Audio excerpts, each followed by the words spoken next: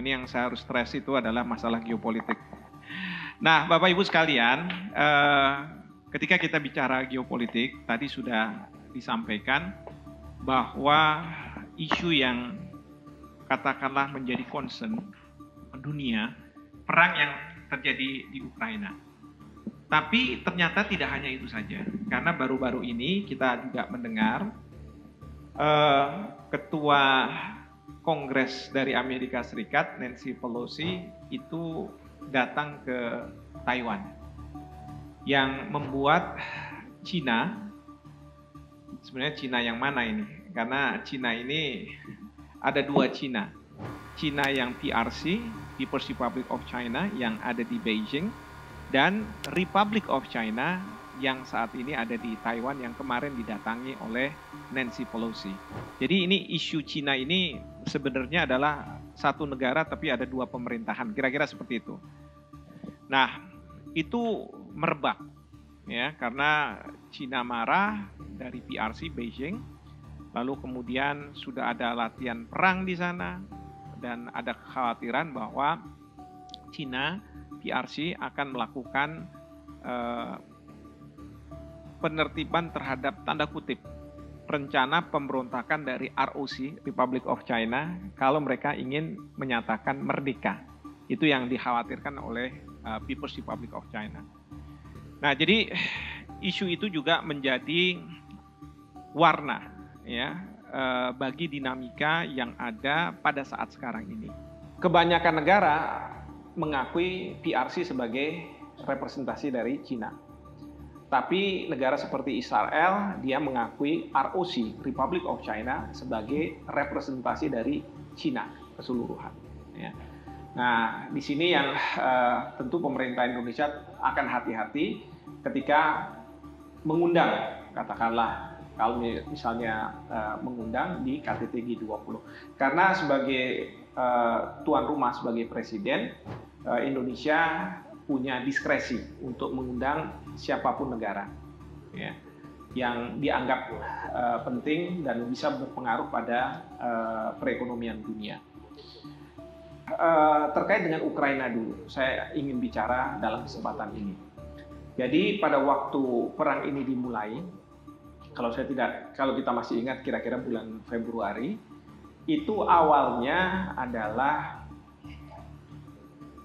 kekhawatiran dari Rusia bahwa Ukraina akan menjadi anggota dari NATO. Ya. Karena kalau misalnya kita tarik ke belakang, Ukraina ini sebenarnya merupakan bagian dari Uni Soviet. Jadi Uni Soviet, lalu ada Uni Ukraina dan kemudian Belarusia. Ya. Padahal mereka ini sebenarnya satu.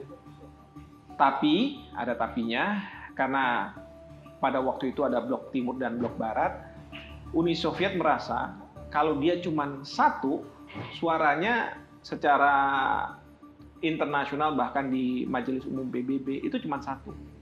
Sehingga dia mengatakan bahwa Ukraina dan Belarusia adalah dua negara yang terpisah meskipun dikendalikan oleh Uni Soviet. Lalu kalau misalnya Bapak Ibu masih ingat, di Ukraina ada seorang presiden yang pro terhadap Barat yang menjadi presiden. Di situ Rusia kurang suka, ya, karena seolah-olah Ukraina tidak lagi berpaling kepada Rusia. Nah, di situ kalau Bapak Ibu lihat di jejak digital ada peristiwa di mana presiden ini tiba-tiba yang kelihatan masih muda jadi kelihatan tua. Itu karena katanya ada dugaan diracun oleh pihak Rusia. Nah, kemudian jatuh, selesai, lalu presidennya yang menjadi presiden berikutnya berpaling kepada Rusia. Tidak ada masalah. Barulah ketika Zelensky menjadi presiden, sekarang mulai berubah lagi. Karena apa? Zelensky sudah mengatakan bahwa kita ingin masuk ke Uni Eropa dan kemudian kita akan masuk ke NATO. Ya. Dan Amerika Serikat bilang, oh ya silakan.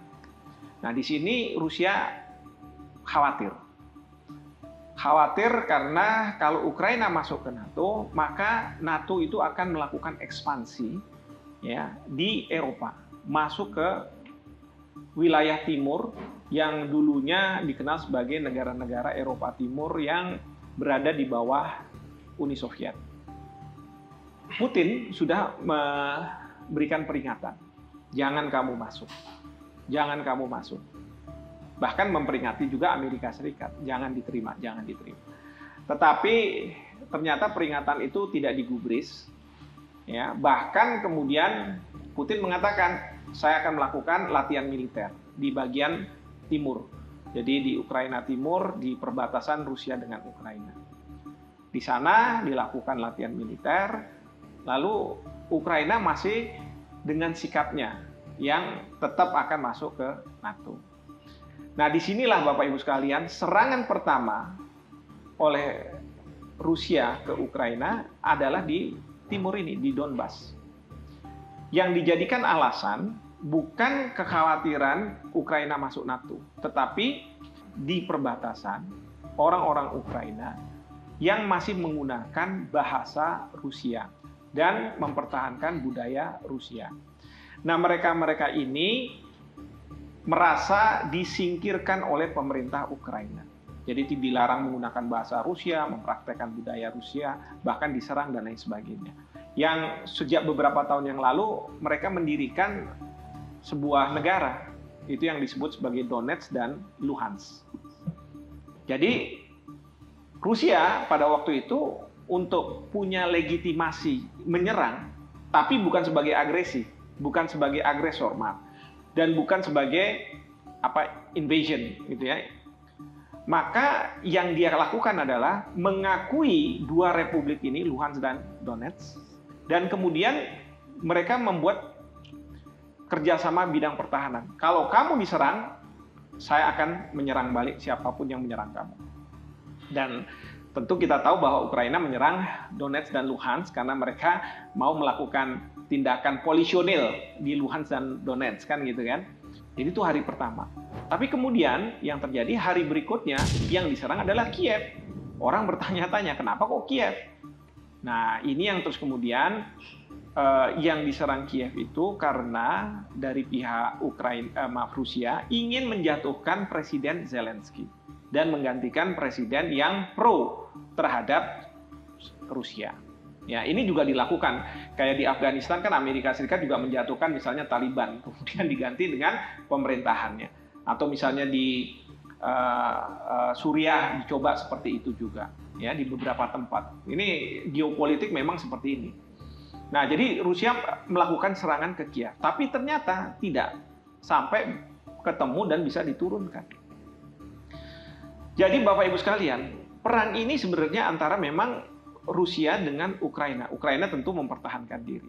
Tapi dalam perkembangan selanjutnya sampai dengan hari ini, ternyata perang ini tidak hanya antara Rusia dengan Ukraina, tetapi sekarang sudah antara Rusia dengan Amerika Serikat dan sekutunya yang mendukung Ukraina. Ya. Jadi sekarang sudah diperluas perang itu, dan Ukraina sekarang hanya sebagai battlefield, medan perang saja. Ya. Tapi perang sebenarnya adalah antara Amerika Serikat CS dengan Rusia. Amerika Serikat CS itu salah kalau menurut saya dalam membuat langkah terhadap Rusia, karena mungkin mereka menganggap seperti Libya dan lain sebagainya, kan, ada kekuatan multilateral yang bisa menghantam satu negara. Lupa bahwa Rusia punya senjata nuklir dan suara di Dewan Keamanan PBB. Maka perang yang sekarang ini lama. Bahkan sekarang Rusia kalau menurut saya semakin tidak jelas apa yang menjadi target perang mereka. Ya, kalau misalnya dalam suatu perang kan biasanya sudah biasa ya. Misalnya pasukan kita turunkan bendera musuh di sana. Ya sudah, itu yang jadi tujuan kita. Sampai kemudian bendera itu turun, selesai. Ya. Nah, sekarang ini berubah-ubah. Mulai tadinya masalah yang ada di perbatasan Rusia dengan Ukraina, lalu kemudian beralih ke menurunkan Zelensky, lalu kemudian mengenai masalah pride dari Rusia, jangan sampai kita udah memulai perang terus kemudian kitalah yang akan menghentikan perang, ya. Dan tidak ada seolah-olah tidak ada jalan keluar untuk ini. Ya, itu yang saya lihat. Ini yang kemudian Bapak Presiden datang ke Jerman dulu, menghadiri pertemuan G7, lalu ke Ukraina dan kemudian ke Rusia. Idenya adalah apa? Sebenarnya supaya terjadi gencatan senjata. Tapi yang kalau kita dengar dari apa yang disampaikan oleh Bapak Presiden, beliau tidak menyampaikan bahwa saya minta gencatan senjata, tidak. Karena ini nggak mungkin, ya. Indonesia berperan untuk memediasi supaya terjadi gencatan senjata. Tapi yang dilakukan oleh Bapak Presiden adalah membungkus permasalahan ini menjadi permasalahan kalau ini terus maka akan terjadi krisis pangan, terjadi krisis energi. Ya. Berlanjut, ini katanya Jerman dan lain sebagainya itu bisa kedinginan karena tidak ada pasokan gas. Ya, sekarang sudah mulai dibuka. Demikian juga krisis pangan. Bapak Presiden menyampaikan kalau misalnya ini diteruskan, maka yang terdampak paling utama itu adalah negara-negara berkembang. Karena apa? Negara-negara berkembang ini sangat bergantung pada gandum dari Ukraina dan kemudian juga dari Rusia dan lain sebagainya. Jadi dengan memunculkan ide besar bahwa ada krisis setelah pandemi, pangan dan kemudian krisis energi, yang diharapkan oleh Bapak Presiden adalah negara-negara ini akan melakukan gencatan senjata. Nah, tetapi sampai hari ini gencatan senjata belum terjadi, tetapi ada kemajuan. Kemajuannya adalah di Turki, Rusia dengan Ukraina perwakilannya bertemu dengan Sekjen PBB dan kemudian untuk mereka bersepakat terkait dengan ekspor gandum, ya, maka tidak akan ada penyerangan-penyerangan. Kita tahu Rusia masih menyerang Ukraina dan serangan-serangannya itu tidak hanya di Donbas dan di Kiev, tetapi sporadis di bagian-bagian tertentu. Dan dari posisi Ukraina, mereka ingin mempertahankan diri dengan uang dari Amerika Serikat dan persenjataan. Ya. Amerika Serikat sendiri tidak mau terlibat dalam perang secara langsung karena mereka tahu Rusia sudah mengancam kalau mereka sampai terlibat langsung, maka yang berbicara adalah senjata nuklir dari Rusia. Nah, di sini ya. Dan yang dikhawatirkan itu adalah terjadinya kolusi, ya, kebersamaan antara Rusia dengan Cina yang dua-duanya punya senjata nuklir dan satu lagi dia punya suara di Dewan Keamanan PBB. Ini yang membuat juga Amerika Serikat berhati-hati dalam mengambil kebijakan yang katakanlah bisa membuat Cina marah. Karena sebelum kasus Taiwan ini, sebenarnya Amerika Serikat sudah mengingatkan Cina untuk tidak ikut-ikutan. Karena apa? Setelah negara-negara Eropa Barat tidak memasok lagi buah dan lain sebagainya ke Rusia, itu kemudian Cina yang mengambil kesempatan ini. Mungkin kalau dari sisi Cina, yang penting datang uang sudah beres, gitu kan?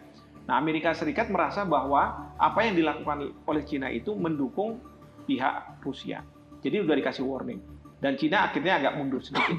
Tapi setelah kejadian di Taiwan, Cina bilang nggak ada. Ampun, pokoknya saya harus juga kalau misalnya perlu berperang dengan Amerika Serikat. Sebenarnya masalah Taiwan ini sejak tahun 70-an ya, karena pengakuan Amerika Serikat terhadap PRC itu kan tahun 70-an. Sebelumnya ROC, Republic of China. Nah, tapi yang membedakan dulu dengan sekarang adalah dulu kemampuan Cina untuk berhadapan dengan Amerika Serikat nggak ada. Tapi kalau sekarang sangat ada.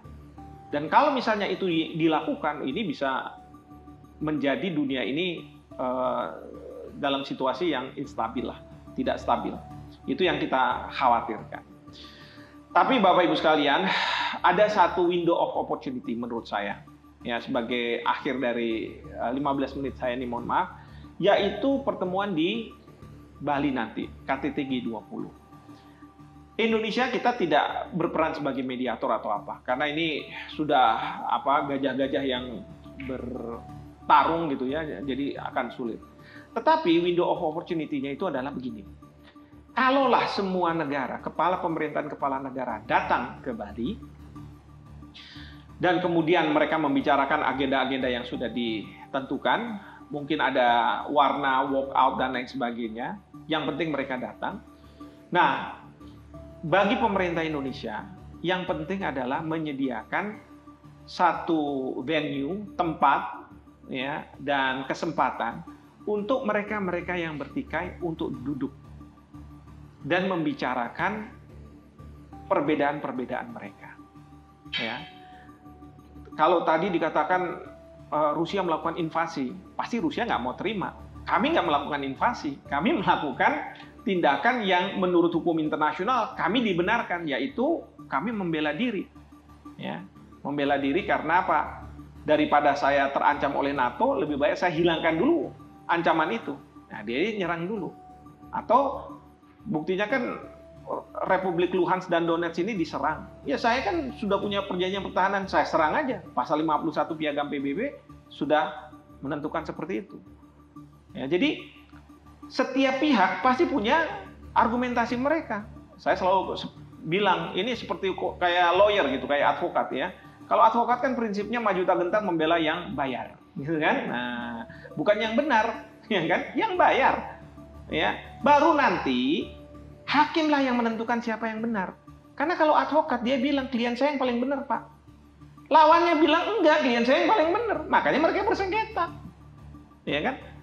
Nah, kalau di dalam konteks hukum nasional ada pengadilan yang menentukan siapa yang benar, siapa yang salah. Tapi kalau dalam masyarakat internasional nggak ada. Karena apa? Yang berlaku adalah hukum rimba. Siapa yang kuat, dialah yang menang. Nah, ini yang jadi permasalahan bagi kita semua. Ya. Nah, jadi Bapak Ibu dan saudara-saudara sekalian, saya melihat KTT G20 ini sangat-sangat strategis. Dan bagaimana sekali lagi Bapak Presiden bisa membungkus isu ini, ya, membungkus dalam artian harus didekati dengan ini. Kalau misalnya tidak selesai, maka dunia itu akan menjadi tidak aman dan perekonomian dunia yang tadinya mau diselesaikan, ada terobosan-terobosan melalui pertemuan G20 ini tidak bisa akan selesai. Ya, karena apa? Perang ini yang selalu menjadi bayang-bayang. Nah, oleh karena itu, pertama tadi menyiapkan venue, kedua Bapak Presiden bisa menghimbau dengan isu yang besar ini, dan tentu yang ketiga, karena ini waktunya sangat sempit, ya, paling tidak ada sesuatu yang menggerakkan para kepala pemerintahan, kepala negara, ya, yaitu dalam bentuk adanya dialog. Kalau sudah ada dialog kecil saja, itu menurut saya akan bisa memberikan kesempatan lebih baik di tahun-tahun berikut, ya, dalam situasi yang seperti sekarang.